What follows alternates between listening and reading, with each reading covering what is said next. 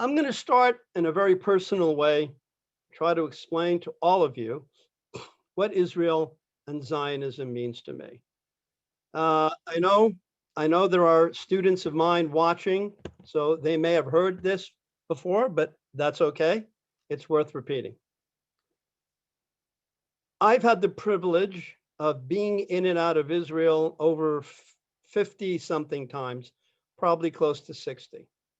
If you add up all the times I've been in the country, in the 70s, the 80s, the 90s, the first decade of the 2000s, and the second decade, I've probably been in Israel a little bit more than 5.5 years. Most of the time I've been there has been very intense in a good way. I learned in yeshiva there for a year. I've spent time in the military and in paramilitary units, whether it's the police, border patrol, or other organizations that are involved in security work. I've led 19 tours to Israel. I used to have my own tour in Israel called Camp Moledet. Each one of those was 6 weeks. I worked with Right On for Israel, so I took about 12 groups to Israel then. I've been very privileged. I've been all the way from the top of the Hermon, which is the northern tip of the state of Israel. I've been all the way to the tip, where there is a military observation post there. And I've been all the way down, all the way to the tip of Eilat on the border with Egypt and everything in between. I've been all the way on the west side, all the way to the ocean, and I've been all the way to the Jordan River and everything in between. If I was to take one album of all the pictures that I've been privileged to take or have been taken of me and the places I've been and put them in one album, and then I would add to that one album what they call coffee table book pictures. Coffee table book pictures are the pictures that are taken by hand gliders, helicopters, Piper Cubs that fly about 1,000 or 2,000 feet above Israel and take some of the most remarkable, gorgeous pictures of the country, north to south, east to west. If I was to take some of those best pictures, put them all together with my greatest hits album, I would then want to use a metaphor from science fiction. I would want to travel back in time. I'm telling you all of this to explain what I think, what I feel, what I believe, literally every single day of my adult life.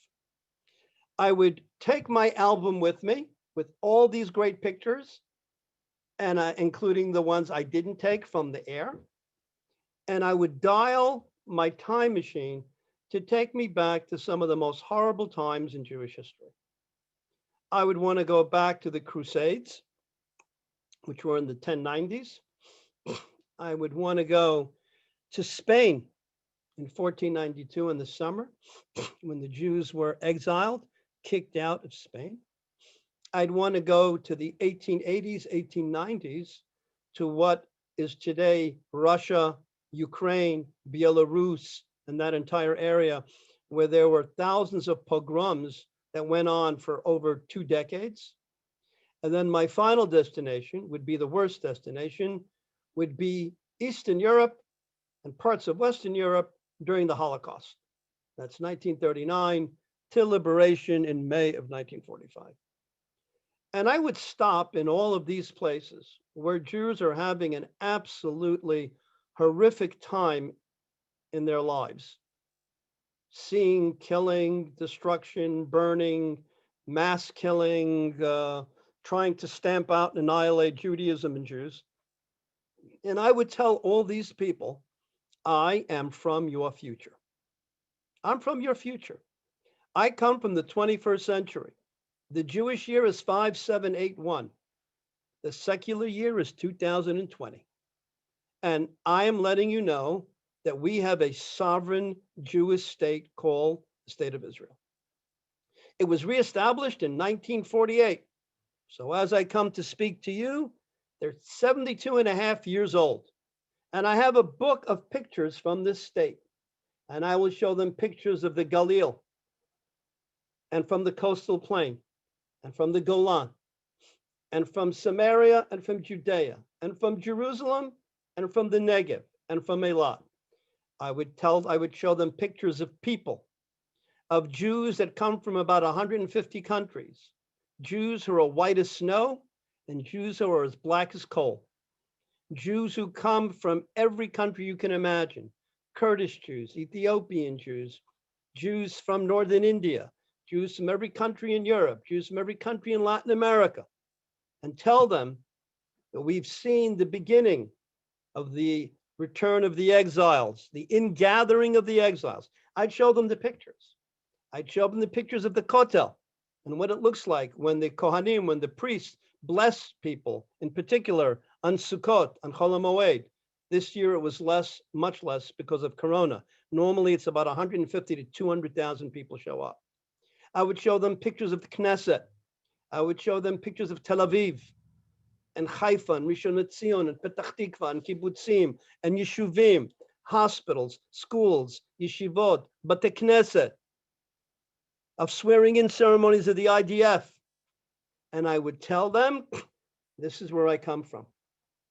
And in this country, there are 9.2 million people, citizens. 7 million of them are Jews. 2.2 million are non-Jewish Israelis who are citizens of this country. And I would show them the flag of the country, the blue and white, which was modeled after the talit, with the Magen David in the middle. And I would show them the emblem of the state, which is the menorah that stood in the second Beit HaMikdash. They got the imprint for it from the Arch of Titus, which stands in Rome, and I've had the privilege to stand underneath. And I would tell these people, this is what is going to be in the future. I guarantee you, at each one of these stops, these people would be weeping with joy, unbearable joy, because compared to their reality, I am living their dream. What they say in their prayers, what they've learned in Tanakh, what they have learned from their teachers and Rabbanim, I get to experience. And they would probably ask me, can I describe what the Mashiach looks like? And I would say, I'm waiting for him as well. Because in their minds, I must be living in the days of the Mashiach. I think of this on a daily basis. Every time I open up a Siddur, every time I daven Shemona Esrei, it's 3 times a day. And we talk about Kaptzeinu, and we talk about returning to Yerushalayim, and we talk about V'techazeni Einenu B'Shuvcha L'Tzion. I am living the dream of over 100 Jewish generations. And that makes me feel special and privileged and obligated every single day of my life. I am living the dream that for 2,000 years Jews were dreaming. I'm in that dream right now, as are many, many of my friends. I would say they're not all close friends, but hundreds of my friends and thousands of people that I know, and probably millions of Israelis kind of feel something similar to what I'm feeling. And I would say hundreds of thousands of people in the diaspora feel that way.